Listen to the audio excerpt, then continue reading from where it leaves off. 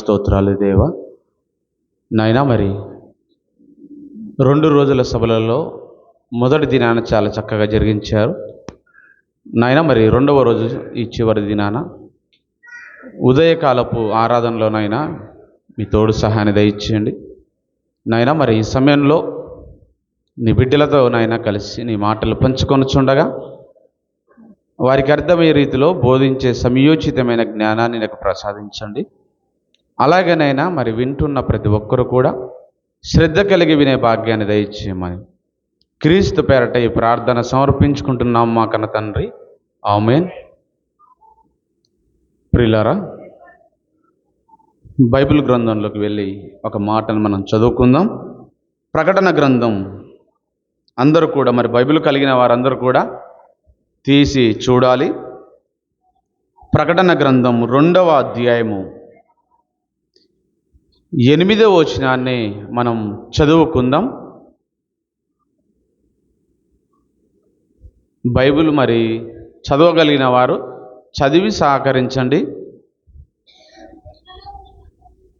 స్ముర్నాలో ఉన్న సంఘపు దూతకు ఇలాగు రాయుము, మొదటి వాడును కడపటి వాడునై ఉండి మృతుడై మరలా బ్రతికిన వాడు చెప్పు సంగతులేమనగా. చాలా ఇక్కడ చాలా జాగ్రత్తగా విందాం పిల్లారా. కొద్ది నిమిషాలైనా ఇక్కడ చెబుతున్న మాటను మనం పరిశీలన చేసినట్లయితే, స్మరణలో ఉన్న సంఘపు దూతకు ఇలాగు రాయము అంటున్నాడు.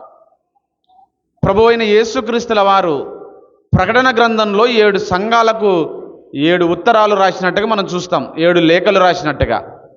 అయితే అందులో ఒక సంఘానికి రాయిస్తూ చెబుతున్న మాటలు నేను చెప్తున్నాను ఇప్పుడు.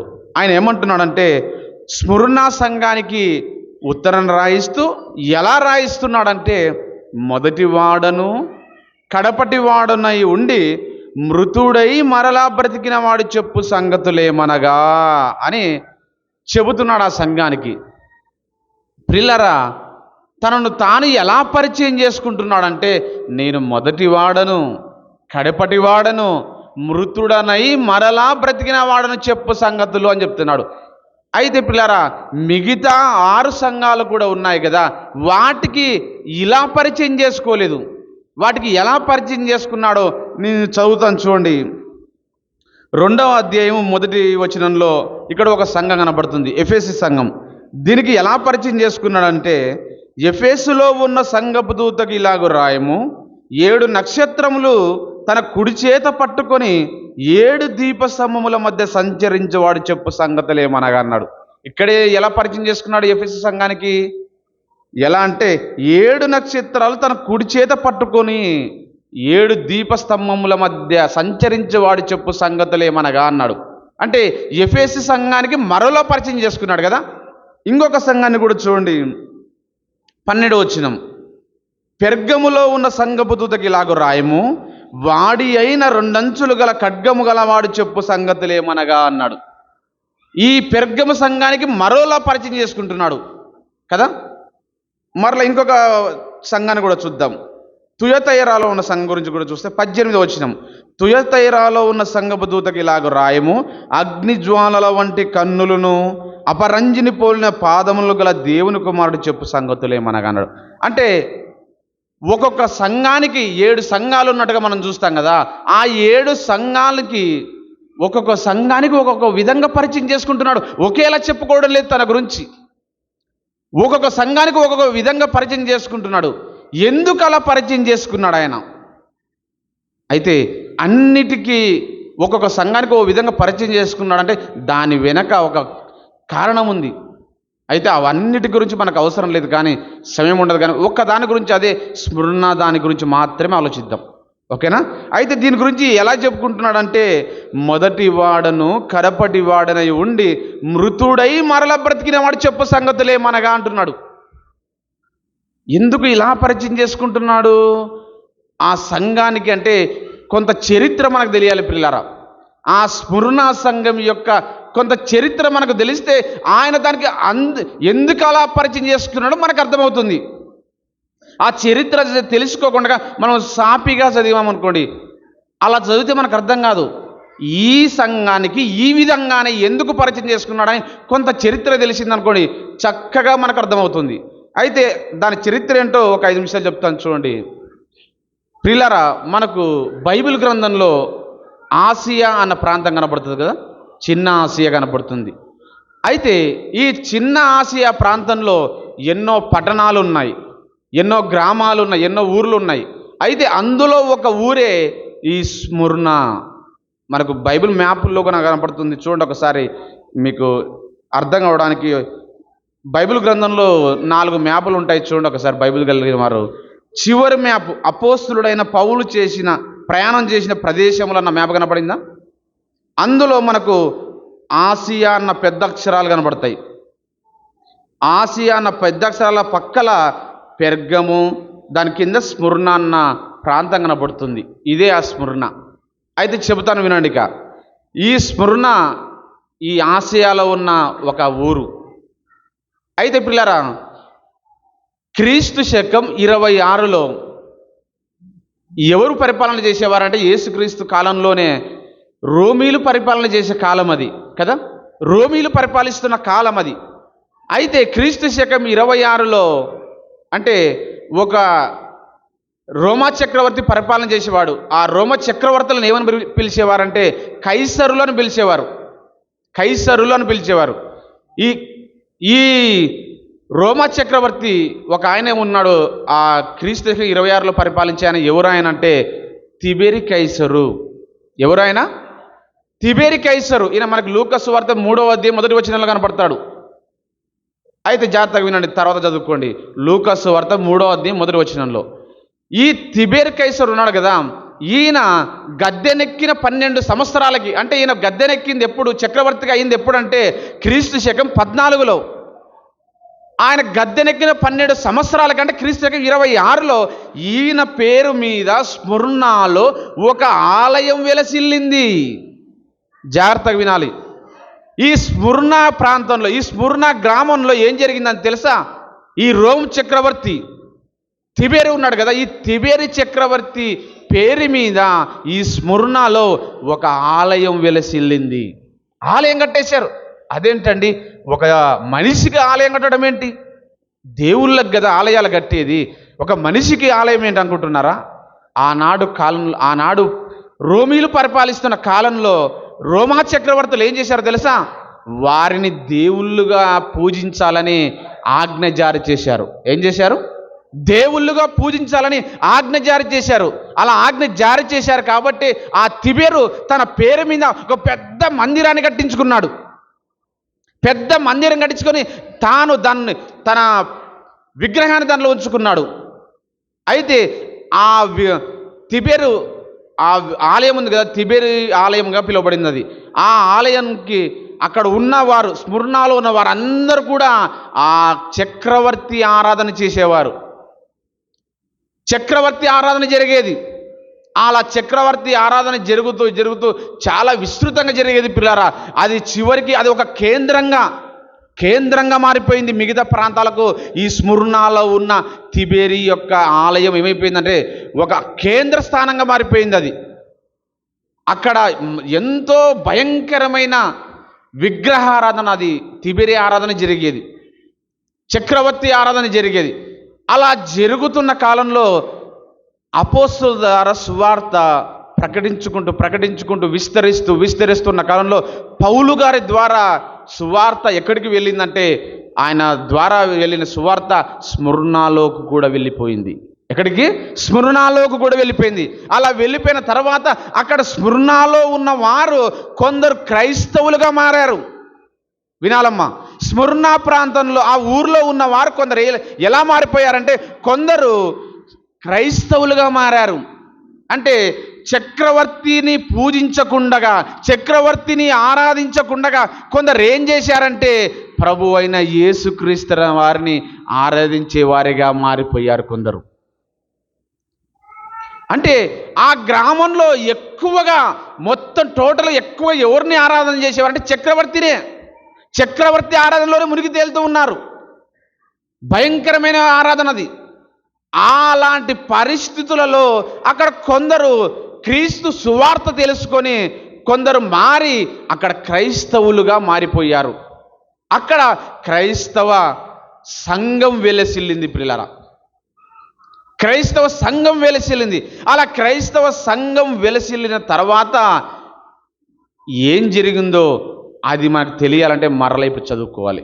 చూద్దాం ఇప్పుడు రండి మరల ప్రకటన గ్రంథంలోకి 2వ అధ్యాయం. అక్కడ ఏం జరిగిందో, ఆయన తనను తాను అలా ఎందుకు పరిచయం చేసుకున్నాడో మనము ముందుకు వెళదాం. 9వ వచనంలోకి రండి పిల్లరా. నీ శ్రమను దరిద్రతను నేనెరుగుదును, అయినను నీవు ధనవంతుడవే. చాలండి. ఇక్కడ ఏమని చెప్తున్నాడంటే ఆ స్ముర్నాలో ఉన్న క్రైస్తవులతో, ఆ స్ముర్నాలో ఉన్న సంఘస్థులతో ప్రభువైన అయిన యేసుక్రీస్తుల వారు ఏం చెప్తున్నాడంటే నీ శ్రమను దరిద్రతను నేను ఎరుగుదును అంటున్నాడు. అంటే చక్రవర్తిని కాదనుకొని, అంటే ఈ యోహాను గారు ప్రకటన గ్రంథం రాసేసరికి అప్పటికి తిబేరికి బ్రతికుండాడు, చనిపోయి ఉంటాడు. తిబేరి చనిపోయి ఉంటాడు. అయినా కూడా ఆరాధన అన్నది, ఆయన ప్రారంభించిన ఆరాధన చాలా ఎంతో గొప్పగా జరుగుతూ ఉంటుంది. అలా జరుగుతూ ఉన్నప్పుడు అక్కడ కొందరు క్రైస్తవులు ఉన్నారు కదా, క్రైస్తవ సంఘం ఏర్పడింది కదా, వారికి వీరి వలన, ఈ చక్రవర్తి ఆరాధన చేసే వారి వలన శ్రమలు ఏర్పడ్డాయి. ఎందుకంటే కొద్ది శాతం మంది అక్కడ క్రైస్తవులు ఉన్నారు, మిగతా వారందరూ ఆ చక్రవర్తి ఆరాధనలో ఉన్నవారే. వారి వలన ఏం జరిగిందంటే ఈ క్రైస్తవులకు శ్రమలు ఏర్పడ్డాయి. వారు ఎంతో శ్రమకు గురి చేశారు. గురి చేయడమే కాకుండా వారిని ఆర్థికంగా కూడా దెబ్బతీశారు. ఏం చేశారు? ఆర్థికంగా కూడా వారు ఏది చెయ్యాలనుకున్నా చెయ్యనివ్వకుండగా, ఏ వ్యాపారం పెట్టుకుందామన్నా కూడా ఆ వ్యాపారంపై కూడా దెబ్బకు తీయడం. అందుకే అంటున్నాడు నీ దరిద్రతను అంటున్నాడు. చూడండి, అంటే ఆర్థికంగా దెబ్బతీశారు వారిని, ఆర్థికంగా దెబ్బతీశారు. ఇంకేం చేశారంటే చదువుదాం.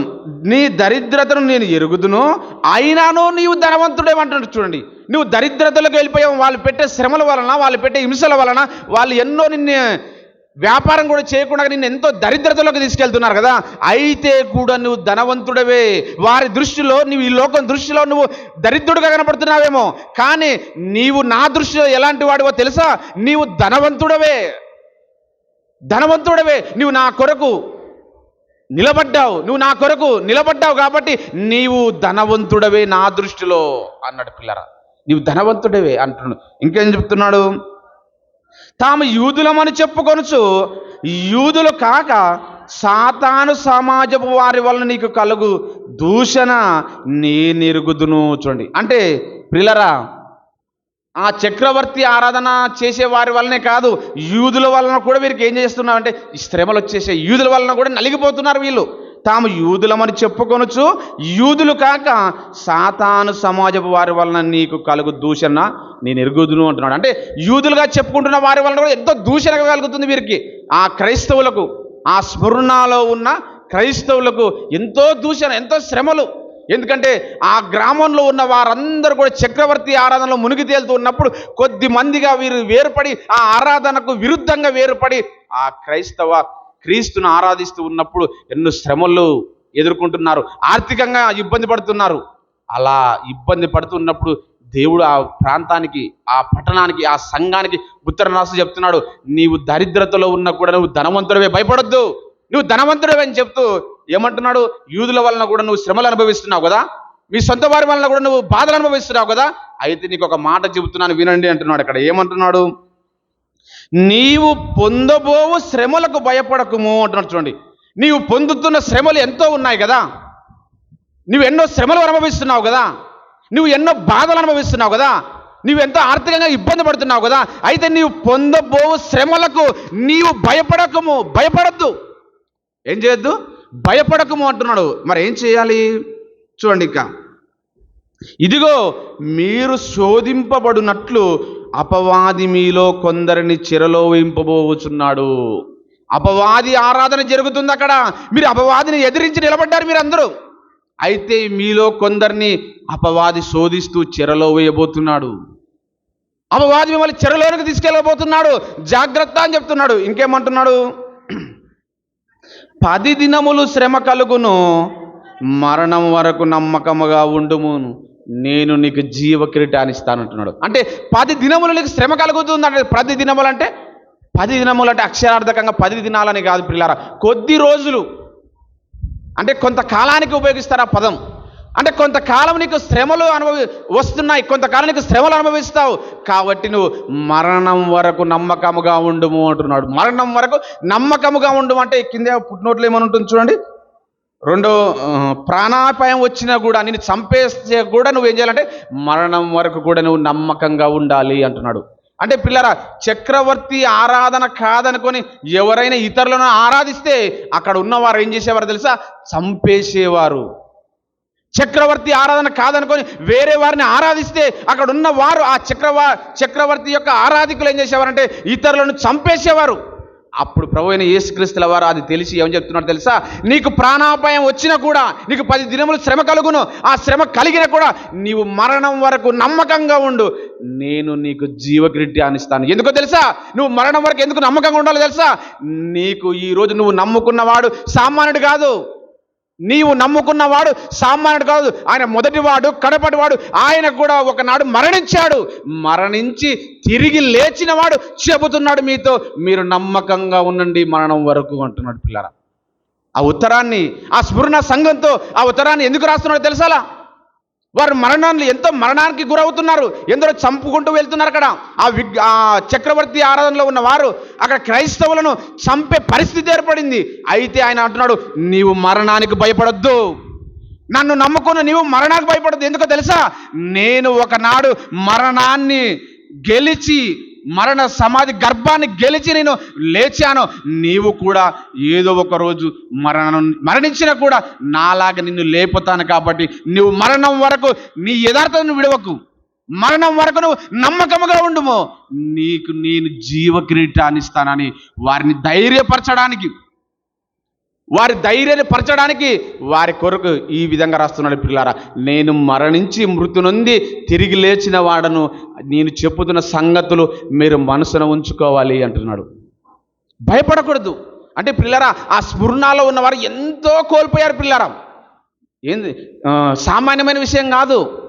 అక్కడ చక్రవర్తి ఆరాధన అది కేంద్ర స్థానంగా ఉంది. మిగతా ప్రాంతాలకు కూడా, మిగతా ప్రాంతాల నుండి ఆ ప్రాంతానికి వస్తున్నారు. అయితే అక్కడ అందులో ఉన్న కొద్ది మందిని ఎంత నలిపేసి ఉంటారు అనుకుంటున్నారు? ఆ క్రైస్తవులను ఎంతో నలిపేసారు, ఆర్థికంగా దెబ్బతీశారు, హింసలకు గురి చేశారు. వారికి ఏది లేకుండా చేస్తున్నా కూడా క్రీస్తు కొరకు స్థిరంగా నిలబడ్డారు. నిలబడిన వారికి మరింత ధైర్యాన్ని ఇవ్వడానికి క్రీస్తు లెటర్ రాపిస్తున్నాడు ఆ యోహాను గారితో. నాయనా, నా భక్తులు అక్కడ స్మరణలో నిలబడ్డారు, వారి కొరకు వారి భయంగా ఉండకుండా ధైర్యంగా ఉండాలంటే మరణించి నేను మృతి నొంది నేను తిరిగి లేచాను, నా బిడ్డలు కూడా నన్ను నమ్ముకుంటే వాళ్ళు కూడా తిరిగి లేస్తారు. కాబట్టి రాయనాయన ఉత్తరం అని అక్కడ వారికి ఆ విధంగా పరిచయం చేసుకుంటూ ప్రభు అయిన యేసుక్రీస్తుల వారు ఆ పట్టణానికి ఆ విధంగా ఉత్తరం రాశాడు. పిల్లరా, ఎందుకంటే ఒక్కొక్క ప్రాంతానికి, ఒక్కొక్క సంఘానికి ఓ విధంగా రాశాడు. ఈ సంఘానికి వారిని ధైర్యపరచడానికి, మరణానికి భయపడకుండా, చంపితే కూడా మీరు భయపడకండి, చంపినా కూడా మీరు తిరిగి లేస్తారని తెలియజేయడానికే ఆయన ఆ విధంగా పరిచయం చేసుకున్నాడు. కాబట్టి పిల్లలారా, ఈరోజు కూడా క్రైస్తవులమైన మనం, క్రైస్తవులుగా పిలబడుతున్న మనము ఈ లోకంలో మనం ఉన్నాం. అయితే మనకు కూడా ఎన్నో శ్రమలు రావచ్చు. ఈ లోకానుసారంగా ఈ లోక ప్రభుత్వం అనేది ఎన్నో శ్రమలకు గురి చేయొచ్చు, ఎన్నో ఇబ్బందులు పెట్టచ్చు. అయినా కూడా మనం భయపడకూడదు. ఎంత ఆర్థికంగా దెబ్బతీసినా, ఏ విధంగా శ్రమలు పెట్టినా మనం ఎవరికి భయపడకూడదు. ఎందుకంటే మనము నమ్ముకున్న ఆయన మరణ సమాధిని గర్భాన్ని చీల్చుకొని వచ్చిన వాడు.